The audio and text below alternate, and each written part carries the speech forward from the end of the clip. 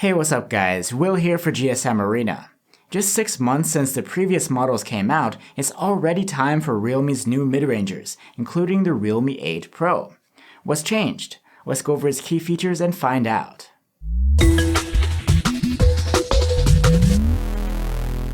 The Realme 8 Pro brings a new, bold design that features a glossy finish and a prominent Dare to Leap logo on the backside. The 8 Pro is made of plastic, and the back panel has a texture to it that feels fuzzy. I'm not joking. Besides that, the phone is quite thin and rather light in the hand. The Realme 7 Pro advertised water-resistant coating as a layer of protection for the internals, but we've heard no mention of that here. The Realme 8 Pro's screen is a 6.4-inch AMOLED panel with a 1080p resolution and standard refresh rate, just like last year. There is a small upgrade though. Now it's got a higher 180Hz touch sampling rate for better responsiveness, like when gaming. But you still have the same chipset, a Snapdragon 720G built on an 8nm process. The major upgrade you'll get on the 8 Pro is with the cameras. This time around, the main cam has a 108MP nano-cell sensor. We'll see how its performance compares to the 64MP one on the Realme 7 Pro. You also get the same 8MP ultra-wide cam and 2MP macro cam here as on the previous model. But there's also a new 2MP black and white portrait lens rather than a depth sensor.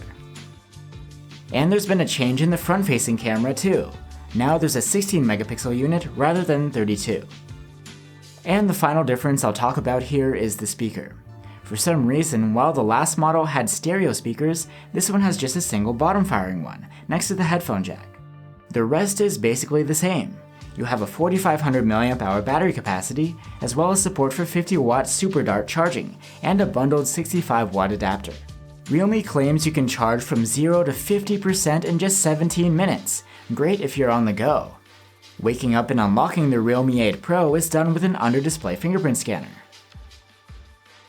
And you have 128GB of storage on board, which is expandable.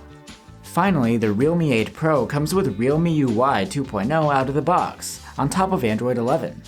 It's better optimized than the previous UI, which should lead to faster and smoother performance.